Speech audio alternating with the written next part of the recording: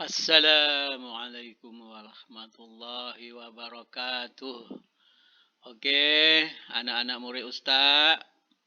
Hari ini Ustaz berharap semua anak murid Ustaz ini dalam keadaan sihat dan bersedia untuk belajar pendidikan Islam.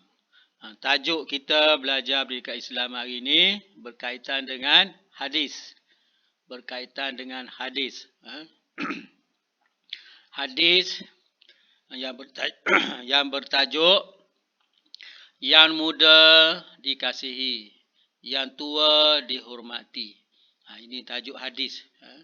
Sebelum kita pergi teks hadis, kita tengok dulu pengertian hadis. Apa yang dikatakan pengertian hadis itu? Apa yang dimaksudkan dengan hadis itu? Okey, tengok muka surat 39. Muka surat 39 ada pengertian hadis. Okey, hadis ialah, ni ada nombor 3 ni. Nombor 3. Hadis ialah semua perkara yang disandarkan kepada Nabi Muhammad sallallahu alaihi wasallam, sama ada dari segi perkataan, perbuatan, pengakuan atau sifat baginda. Ini pengertian hadis.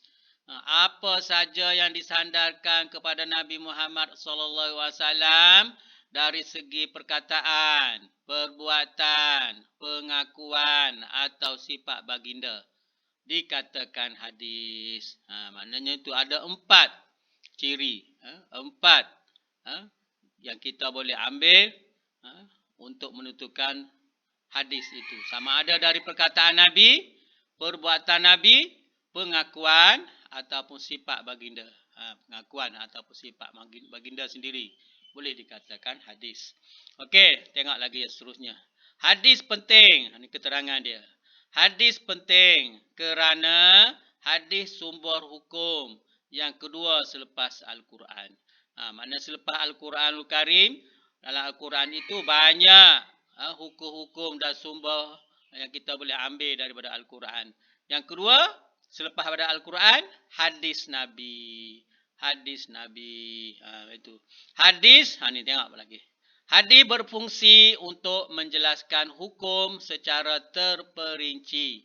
Hadis ni dia bertujuan untuk menjelaskan apa yang terkandung dalam Al-Quran contohnya. Al-Quran itu bagi umum. Tapi tugas hadis ini menjelaskan secara terperinci. Contohnya, kalau nak tahu contohnya solat. Solat hanya dalil mewajibkan ada dalam Al-Quran. Tetapi secara terperinci bagaimana nak solat diterangkan oleh hadis-hadis Nabi. Daripada perbuatan Nabi, daripada pengakuan Nabi, daripada percakapan Nabi menerangkan tentang cara solat itu. Contohnya itulah perkara solat. Kemudian kita teruskan lagi kepada dah sudah kita belajar berkaitan dia dengan apa maksud hadis dan kenapa tujuan hadis itu untuk kita belajar ada di sini. Kemudian kita terus kepada muka surat sebelumnya juga pula lah. Muka surat 38. Balik nak mengetahui teks hadis yang kita belajar hari ini. Apa teks dia? Ni. Warna kuning petak ni. Inilah. Daripada ni sabda Nabi ni. Daripada ni. Hasil daripada cerita ni. Cerita dalam buku teks ni. Cerita dari sebuah sekolah buat lawatan ke rumah kenangan bakti. Dia bercerita lah sini. Tapi kita ringkas saja. Ringkas. Ani ibni Abbas qala. Ini teks hadis. Ani ibni Abbas qala Rasulullah sallallahu alaihi wasallam laisa minna man lam yarham saghirana wa yuwaqqir kabirana. Ini hadis yang kita belajar hari ini. Kita ulang sekali lagi. Laisa minna man lam yarham saghirana wa yuwaqqir kabirana. Ini teks hadis ini. Ada 6. Ada 8 saja. 8 kalimah. 8 kalimah ni kalau kita ulang-ulang boleh ingat hadis Nabi ni. Bagus. Siapa yang cepat ingatan dia, ingatan cepat, boleh menghafal. Laisa minna man lam yarham saghirana wa yuwaqqir kabirana. Ulang-ulang. Laisa minna man lam yarham saghirana wa yuwaqqir kabirana. Laisa minna man lam yarham saghirana wa yuwaqqir kabirana. Ulang macam itulah. Baru boleh ingat.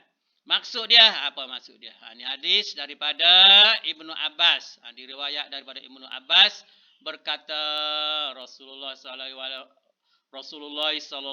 alaihi wasallam bersabda baginda, bukan daripada golongan kami orang yang tidak mengasihi orang yang lebih muda dan tidak memuliakan orang yang lebih tua. Ulang balik sekali lagi. Daripada Ibnu Abbas berkata, Rasulullah sallallahu alaihi wasallam bersabda, bukan daripada golongan kami orang yang tidak mengasihi orang yang lebih muda dan tidak memuliakan orang yang lebih tua. Di sini amaran Nabi Muhammad SAW, Nabi tak mengakulah umat dia jika orang yang tidak mengasihi orang yang lebih muda dan tidak memuliakan orang yang lebih tua. Ini kita tak nak. Sebab tu kita kena ikut. Ikut apa yang Nabi cakap ni. Ni amaran Nabi ni. Tak mengaku umat. Tak mengaku tak. Maksudnya rugilah di akhirat nanti kita nak dapat syafaat daripada Nabi. Perlu kita mengikut cara hidup Nabi. Salah satu ni lah. Saranan dia supaya kita menghormati, mengasihi orang-orang tua, memuliakan, mengasihi orang yang muda daripada kita. Tak boleh nak kita nak lawan lah. Tak boleh kita menganiaya orang-orang yang susah apa semua. Itulah. Hari ini berkaitan dengan hadis. Maksud hadis dan maksud hadis ini dan pengertian hadis itu sendiri. Apa dia kata hadis itu sendiri. Kepentingan hadis ini apa? Kepentingan hadis ini kita kena belajar juga. Okey, tak apalah. Untuk hari ini saja kita belajar. Kemudian kita jumpa pula lain kali, insya-Allah. Kemudian buat latihan dalam buku aktiviti. Dalam buku aktiviti yang ditetapkan. Sekian, terima kasih.